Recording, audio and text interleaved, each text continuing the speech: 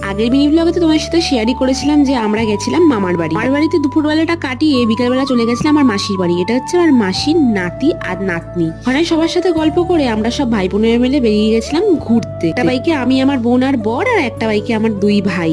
আর এই যে দেখো এখানে চলে এসেছি চা খেতে। এখানে চাটা যা টেস্ট ছিল না, মুখে লেগে আছে। আমার মামা বাড়ি থেকে প্রায় 2 কিলোমিটার বাইক চালিয়ে আমরা গেছিলাম হচ্ছে এই চা খেতে। আর নেক্সট বার যখনই যাব অবশ্যই ওখানে আবার যাবো। চা খেয়ে কয়েকটা ফটো তুলে আমরা চলে এসেছিলাম গঙ্গার ধারে। আর গঙ্গার ধারে আসা মানে এই যে ঠান্ডা ঠান্ডা হাওয়া, আর সঙ্গে আমরা খাচ্ছিলাম হচ্ছে ঘটি গরম। আহা যা লাগছিল না। দেখো এইদিকে হচ্ছে গঙ্গা, আমরা ঠিক ওর পাড়ে বসে এই ঘটি গরম খাচ্ছিলাম আর গল্প করছিলাম। সবাই একসাথে ডিসকাস করলাম সামনেই একটু সবাই ভাই বোনেরা মিলে ঘুরতে যাবো। সেটা কোথায় তোমরা ব্লগ দেখলেই জানতে পারবে। তো ঘোরা কমপ্লিট। এবার বাড়িতে আসার পথে খেয়ে নিলাম দই ফুচকা। আর অভিজিৎ যেহেতু আমার বোনের ছেলেটাকে কোলে নেয়নি, ও তো নিতে খুব ভয় পায় বাচ্চাদের, তো এখানে ওর সাথে একটু খেলছে।